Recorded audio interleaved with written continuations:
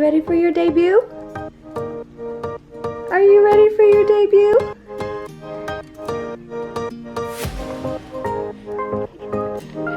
What's up everybody? I am Isabella Pearson and today we are going to share our birth story, aren't we? Stay tuned. Hello everyone and welcome to my channel. I'm Isabella Pearson and today Bowden and I are going to share our birth story. I kind of wanted to do this because when I was kind of preparing for labor and delivery, I watched a ton of YouTube videos to prepare myself, and in hindsight I realized that the videos that I watched helped me get a birth plan, but it did not help me prepare for if my birth plan does not go as planned. So I kind of wanted to share my story because it didn't go as planned at all, and so I want to describe what that was like, especially being 40 weeks pregnant and having this idea of how things are going to go and then them going completely opposite. So just a little bit of background. I wanted to have a natural birth. I did not want to have an epidural. I wanted, you know, this picture perfect birth that I did not get. It was perfect in hindsight because I got this bundle of joy, but my plan did not play out. I also didn't want anyone in the room. I wanted it to just be me and my husband. Turns out I had like 10 people in the room, not for the actual delivery, but most of the labor.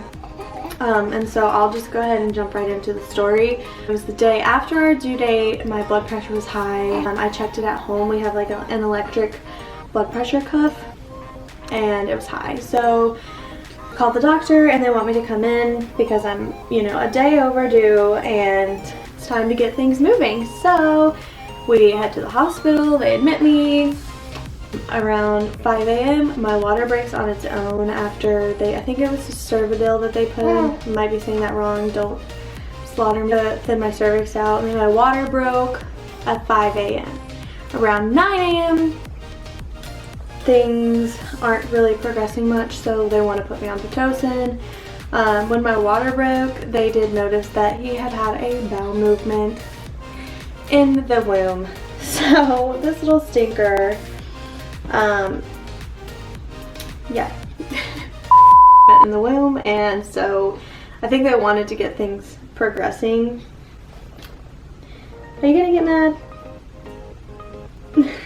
They wanted to get things progressing, so they put me on Pitocin to get things going, and I still wanted to stick with no epidural. So at this point I have had no epidural, and I know that whenever I was watching YouTubes to prepare myself for birth, a lot of people don't get mad. A lot of people talked about breathing techniques, and so that's what I did. I did that for like the first 5 centimeters, 4 centimeters maybe, and I just breathed through each contraction, and it totally works. I do not have a high pain threshold, but it works. It worked. So I did that all the way up until 4, and then I was like, this is getting really bad. So the nurse comes in and she asks me what are you getting mad about?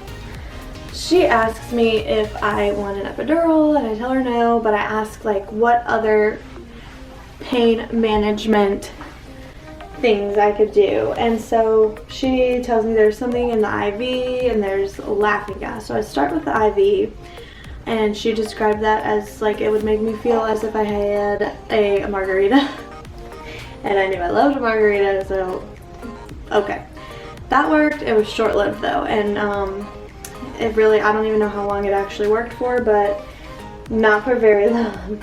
Not for very long. It didn't work for long. But nurse comes back, asks me if I want an epidural, you know, and I say no, and we're gonna try the laughing gas. I will tell you ladies, he loves fans. I will tell you ladies, you want to tell the story? Do you want to tell the story? You want to tell the story for mama? The laughing gas was oh my gosh, a godsend. It totally got me through to a 10. Here, you want to get Pessy? It got me to a 10, and I was able to have friends and family in the room and like still communicate to an extent. It was funny for them because, you know, on Laughing Gas I was obviously saying some crazy stuff. There's videos of me being funny and crazy. I apparently told a story about how I wish that babies were acorns and that they fell off of trees. Don't have little baby acorn hats, which I don't even know where that came from, but it was a good experience, and the Laughing Gas got me to a 10. I tell the nurse I'm ready to push, I'm ready to push. They don't really believe me, but they check anyways, and sure enough, I'm at a 10. I'm ready to go. So I start pushing and nothing happens. Bowden here decided to be sunny side up, and so he was not really like getting engaged down into the birth canal very effectively. And I had pushed for so long that everything was so swollen, and you know, we weren't making progress. And so we were not making progress, and so they decided to They decided to give me a little break. Sorry, he's getting so mad. Don't get mad. Took me off of Pitocin and gave me a little bit of a break, and they came back later.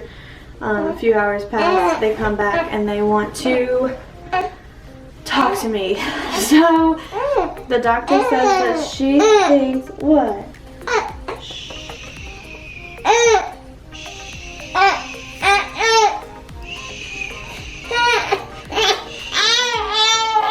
The doctor thinks that I need to have an epidural because she needs to reach in and try to move him herself because he was still facing up. So at this point I'm exhausted and ready to keep moving, so I say okay. And that was honestly, like, in the back of my mind I was upset about that, but in all honesty I was ready for it because I was in a lot of pain and I was exhausted and I was just so ready to meet him, and I knew I couldn't handle that pain, and she, you know, made me aware of like how painful that was going to be.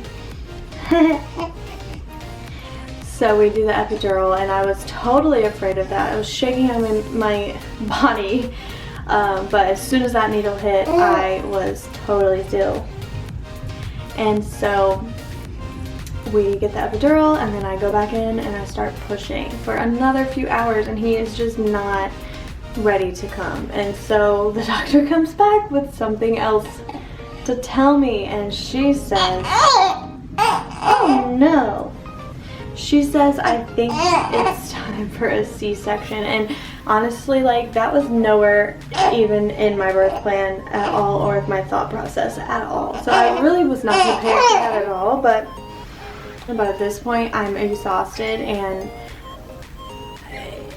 I don't know what else to do. So we prep for C-section. Good job, Shabazzy.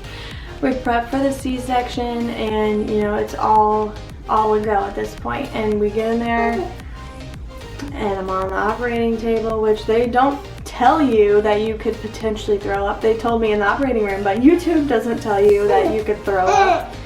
And so I did throw up, even though I hadn't eaten anything. It was more like a dry heave and like water. I was not prepared for that. I lost a lot of blood in my C-section, almost a liter of blood, and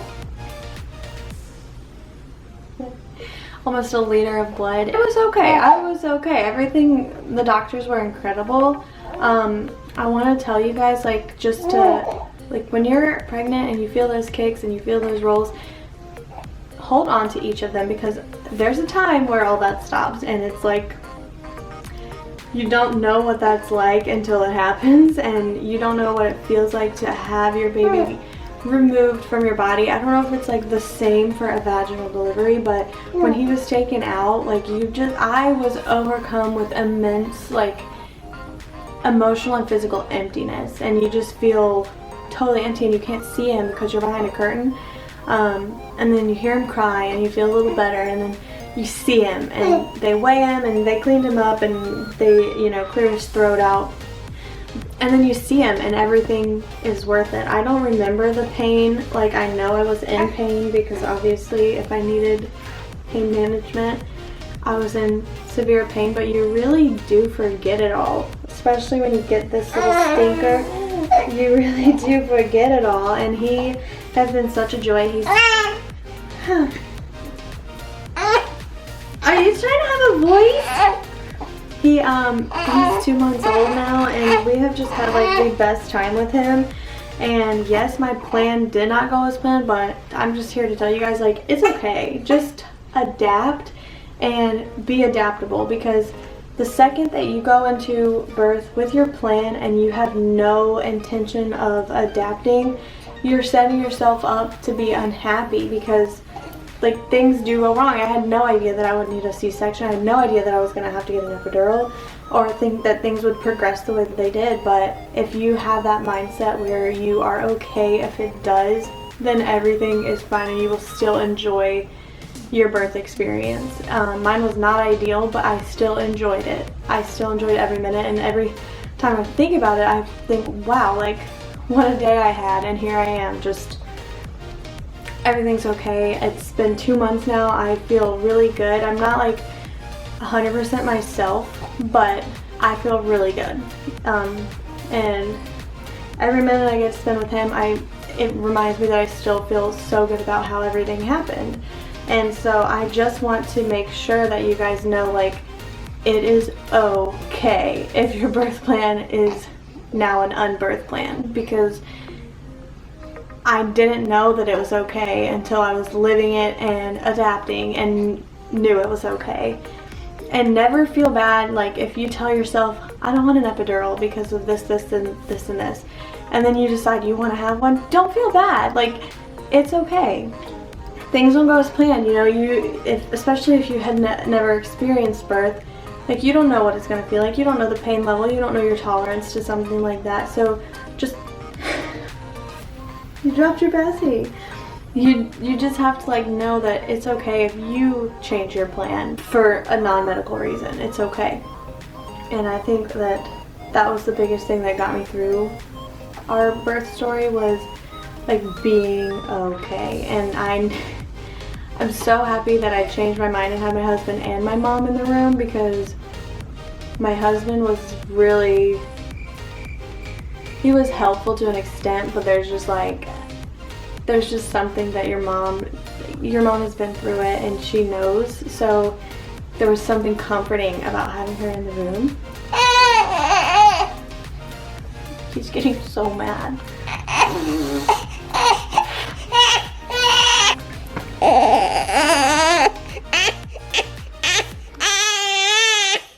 You gonna cry on camera?